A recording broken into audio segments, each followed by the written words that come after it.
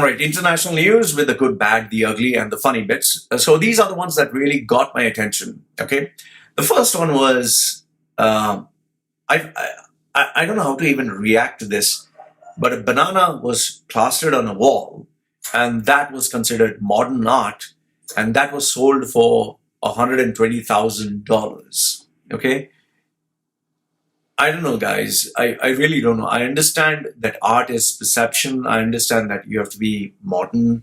I miss those days where art was really like art, where it took you years to perfect it, whether it was a painting or a sculpture. Today, anybody can just plaster a banana or, put your glasses on the floor or even, I don't know, put naked. In fact, I even know of, I read somewhere where this artist put paint in her vagina and she was just walking around and the paint was dripping, and that was considered art.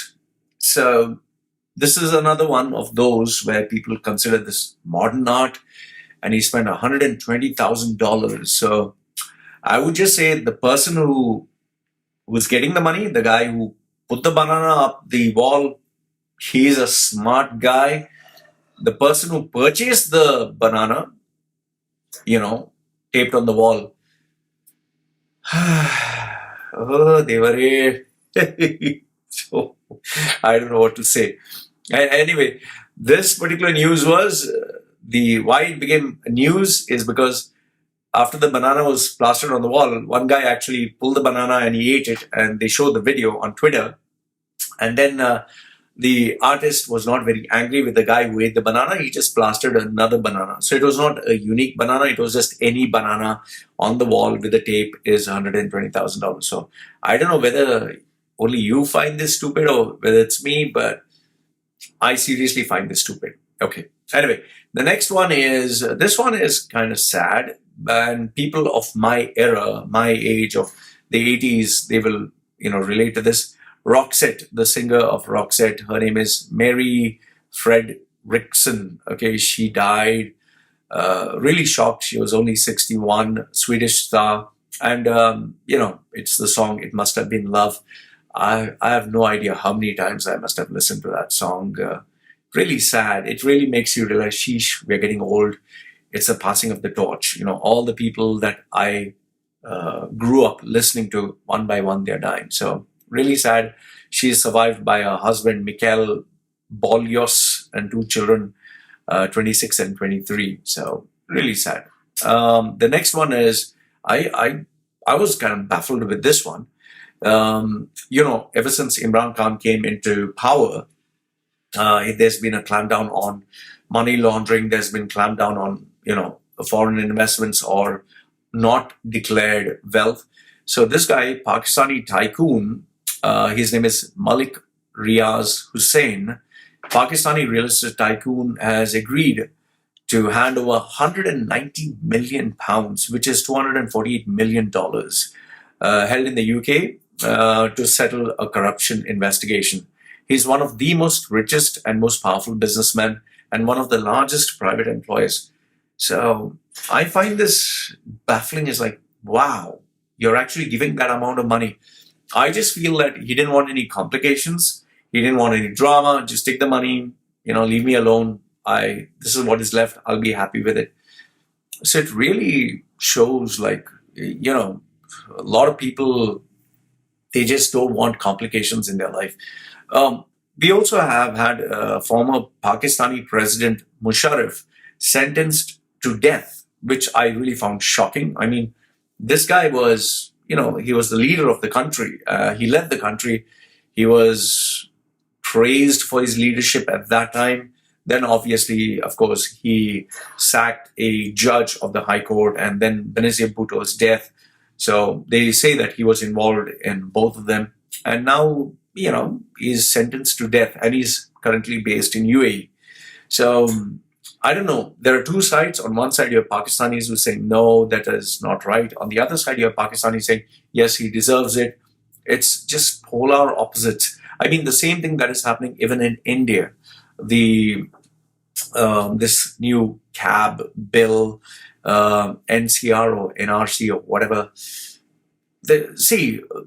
I've never seen, I've never seen a country being divided so badly. I mean, even in my WhatsApp groups, I have a couple of them. People are literally, people who are normally nice, who are friendly with each other.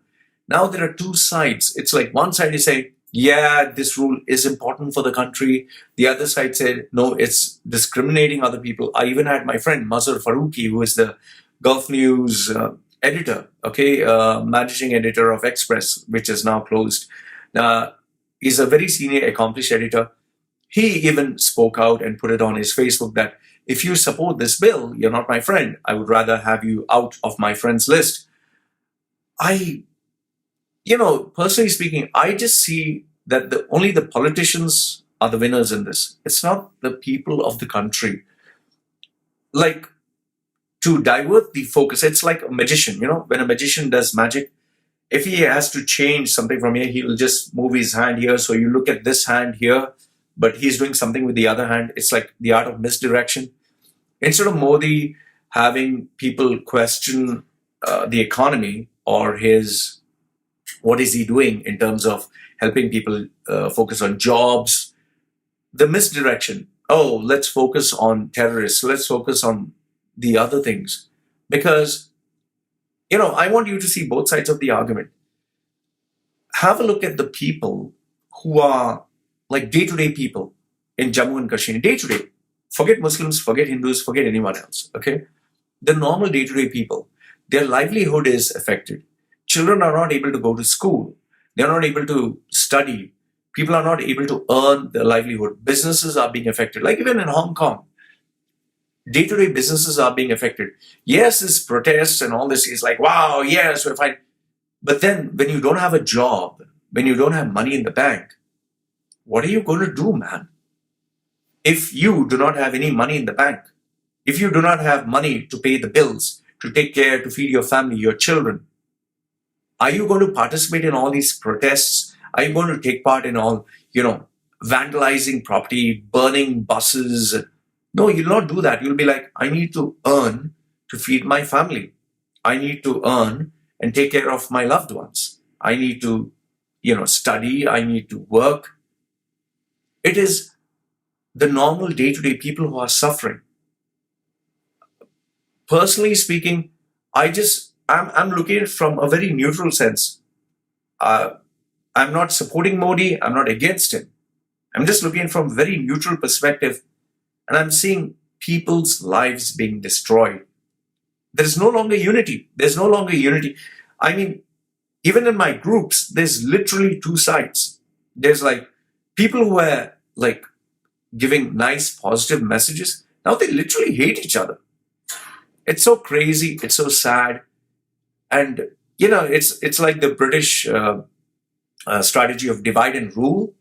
This is exactly what is happening. And it's very sad. I'll tell you, end of the day, the only winner is going to be the politicians. The only winner. They are going to get the agenda done. And it's people who don't use their minds, their brains. They're going to be the ones to suffer. I just hope that there is more a focus towards unity. There's more focus towards friendship. There's more focus towards, at least, if nothing else, just focus on your career. Focus on your future. Focus on your bank balance. Focus on your family. Focus on good things, man.